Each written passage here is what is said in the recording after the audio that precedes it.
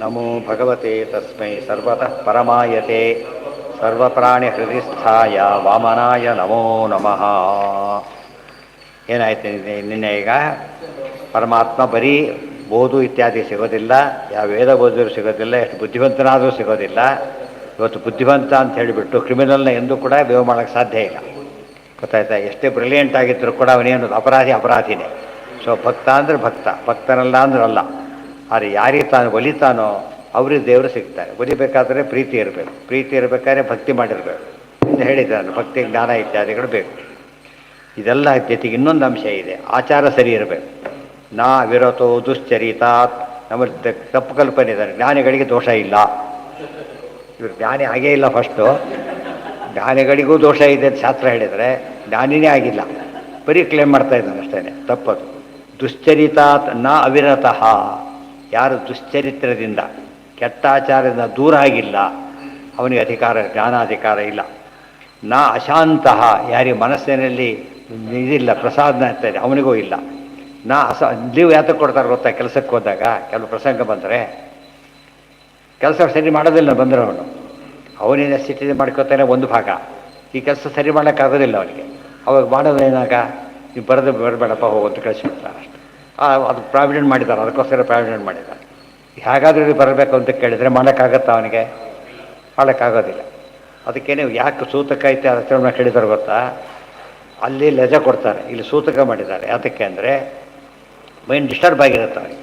ಅದು ಯಾವುದು ಸರಿ ಮಾಡೋಕ್ಕೆ ಬರೋದಿಲ್ಲ. ಅದಕ್ಕೇನು ಮಾಡ್ತಾರೆ? ಬಿಟ್ಟುಬಿಡೋದು. ಗೊತ್ತಾಯ್ತಾ? 10 ದಿವಸ ವಿನಾಯಿತಿ, 10 ಡೇಸ್ ಲೀವ್ ಹೋಗೋದು ಕಾನ್ಸೆಪ್ಟು ಸೂತಕ ಸ್ಥಿತಿ ಬಂದುಬಿಟ್ಟಿದೆ. 10 ಡೇಸ್ ಇದಿರುತ್ತಲ್ಲ, ಕೆಲವು ಲೀವ್ನ 10 ಡೇಸೇ ಹಾಕಬೇಕು.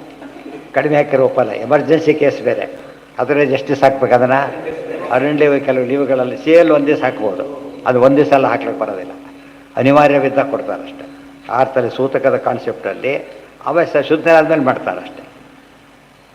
ಅದಕ್ಕೆ ನಮ್ಮಲ್ಲಿ ಕೆಲವು ಪದ್ಧತಿ ಬಂತು. ಏನು, ಯಾರೋ ಮನೆಯಲ್ಲಿ ಕೆಟ್ಟ ಕೆಲಸ ಮಾಡಿದ್ದಾರೆ, ಹೊರಗೆ ಹಾಕಿಬಿಡ್ತಾರೆ. ಅವ್ನು ಸತ್ರ ಸೂತಕ ಇಲ್ಲ. ಯಾತಕ್ಕೆ? ಅವನ ಮನೆ ಕನೆಕ್ಷನ್ ಇಲ್ಲ, ಅವನಿಗೆ ಕನೆಕ್ಷನ್ ಇಲ್ಲದ್ರೆ ಮೈಂಡ್ ಡಿಸ್ಟರ್ಬ್ ಆಗೋದಿಲ್ಲ. ಆದ್ದರಿಂದ ಆಚರಣೆ ಮಾಡ್ಬೋದು. ಯಾರದೋ ಮನೇಲಿ ಏನೋ ಆದರೆ ನಾವು ಯಾಕೆ ಮಾಡೋದಿಲ್ಲ ಅಂದರೆ ಸಂಬಂಧ ಇಲ್ಲ, ಡಿಸ್ಟರ್ಬ್ ಆಗೋದಿಲ್ಲ. ಅದರಿಂದ ಹಾಗೆ ಎಷ್ಟು ಕಾಮನ್ ಸೆನ್ಸ್ ಇದೆ ನೋಡಿ ಅದರೊಳಗೆ. ಹೊರಗಿನ ಅಂಶನೂ ಇದೆ, ಒಳಗಿನ ಅಂಶನೂ ಇದೆ. ಆ ಅರ್ಥದಲ್ಲಿ ಎಂದೂ ಕೂಡ ದುರಾಚಾರಿಗಳಿಗೆ ಶಾಸ್ತ್ರ ಪ್ರವೇಶ ಇಲ್ಲ. ನಾ ಅಸಮಾಹಿತ. ಸಮಾಹಿತ ಅಂದ್ರೇನು? ಸಮ್ಯಕ್ ಆಹಿತ. ಜಿತೇಂದ್ರಿಯ ಅಜಿತೇಂದ್ರಿಯ. ಜಿತೇಂದ್ರಿಯಸ್ಯ ಹೇಳಬೇಕಾದ್ರೆ ಪರಮಾತ್ಮ ಸನ್ನಿಹಿತ ಅಂತ ಹೇಳ್ತಾರೆ.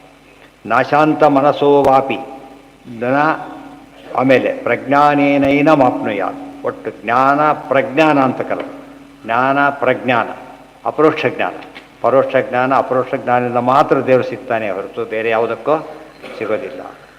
ದೇವರ ಮಹಿಮೆ ಎಷ್ಟು ದೊಡ್ಡದು ಅಂತ ಹೇಳೋದಕ್ಕೆ ಕೊನೆಯ ಮಂತ್ರ ಇದರಲ್ಲಿ. ಯಸ್ಯ ಬ್ರಹ್ಮಚ ಕ್ಷತ್ರಂಚ ಉಭೇ ಭವತ ಬೋಧನಃ ಮೃತ್ಯುರ್ಯಶೋಪಸೇಚನಂ ಕಯಿತ್ಥಾವೇದ ಯತ್ರ ಸಹ. ಯಸ್ಯ ಬ್ರಹ್ಮಚ ಕ್ಷತ್ರಂಚ ಉಭೇ ಭವತ ಬೋಧನಃ.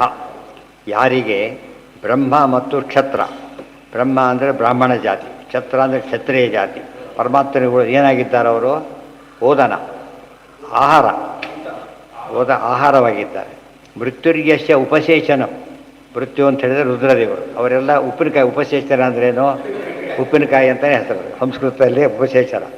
ತಮ್ಮ ಕೈತ್ಥಾವೇದ ಹತ್ರ ಸಹ ಈ ರೀತಿ ತಿಳ್ಕೊತಾನಲ್ಲ, ಅವರ ಹತ್ರ ದೇವರು ಬರ್ತಾನೆ ಅಂತ ಹೇಳಿದ್ರು. ಇದು ನೋಡೋದಕ್ಕೇನು ಭಾಳ ದೊಡ್ಡ ಒಗಟಿದ್ದು. ಮುಂಡಿಗೆಗಳೊಂದು ಹೀಗೇನೆ.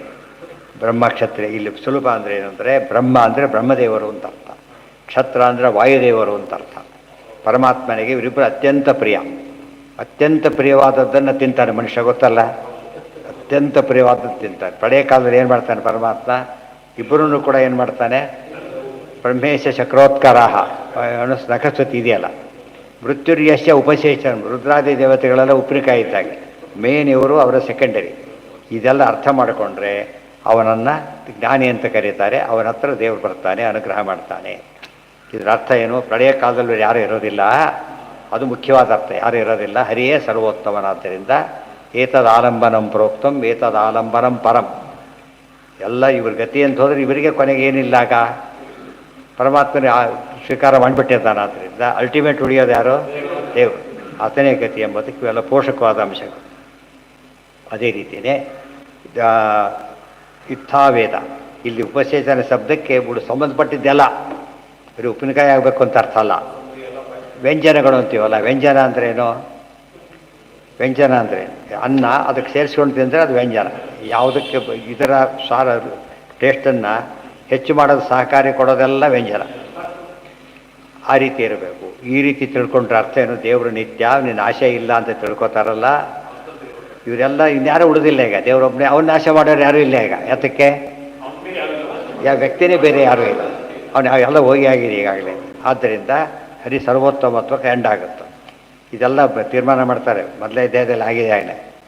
ಎಷ್ಟು ಬ್ರಹ್ಮಚಕ್ಷತ್ರಾಂಚ ಬಂದಿದೆ ಏನು ಅಂತ ಕೇಳಿದ್ರೆ ಎಲ್ಲ ಬಿಡಿಸಿದ್ದಾರೆ ಆಗಲೇ. ಅಲ್ಲಿ ಸಮನ್ವಯ ಆಗಿದೆ.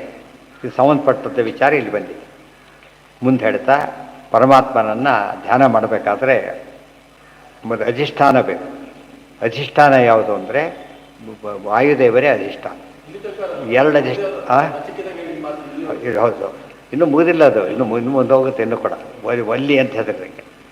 ವಲ್ಲಿ, ಮೊದಲನೇ ವಲ್ಲಿ, ಪ್ರಥಮ ವಲ್ಲಿ, ದ್ವಿತೀಯ ವಲ್ಲಿ, ತೃತೀಯ ವಲ್ಲಿ, ಮತ್ತು ಅಧ್ಯಾಯಗಳು ಅದರಲ್ಲಿ ಬೇರೆ. ಮತ್ತೆ ಋತಂ ಪಿಬಂತೌ ಸುಕೃತಸ್ಯ ಲೋಕೆ ಗುಹಾಂ ಪ್ರವಿಷ್ಟೌ ಪರಮೇ ಪರಾರ್ಥೆ ಛಾಯಾತಪೋ ಬ್ರಹ್ಮವಿದೋ ವದಂತಿ ಪಂಚಾಜ್ಞಯೋ ಯೇ ಚ ತ್ರಿನಾಚಿಕೇತಾಃ. ಋತಂ ಪಿಬಂತೌ ಸುಕೃತಸ್ಯ ಲೋಕೆ ಗುಹಾಂ ಪ್ರವಿಷ್ಟೌ, ನಮ್ಮ ಹೃದಯ ಗುಹಿಯಲ್ಲಿ ಇದ್ದಾರೆ ಅಂತ ಹೇಳಿದ್ದಾರೆ. ದೇವರೆಲ್ಲಿದ್ದಾನೆ? ಹೃದಯ. ದೇಹ ಆದರೆ ಇದೇ ದೇವಾಲಯ ಇದ್ದಾಗೆ. ದೇಹನೇ ದೇವಾಲಯವಾದರೆ ಇದು ಗರ್ಭಗುಡಿ ಇದ್ದಾಗೆ. ಗರ್ಭಗುಡಿಯಲ್ಲಿ ಪರಮಾತ್ಮ ಕೂತಿದ್ದಾನೆ, ಅಲ್ಲಿ ಚಿಂತನೆ ಮಾಡಬೇಕು. ಛಾಯಾತಪೋ ಬ್ರಹ್ಮವಿದೋ ವದಂತಿ ಪಂಚಾಜ್ಞಯೋ ಯೇ ಚ ತ್ರಿನಾಚಿಕೇತಾಃ. ಅದಿಷ್ಟು ವಿಷಯ ನಾಳೆ.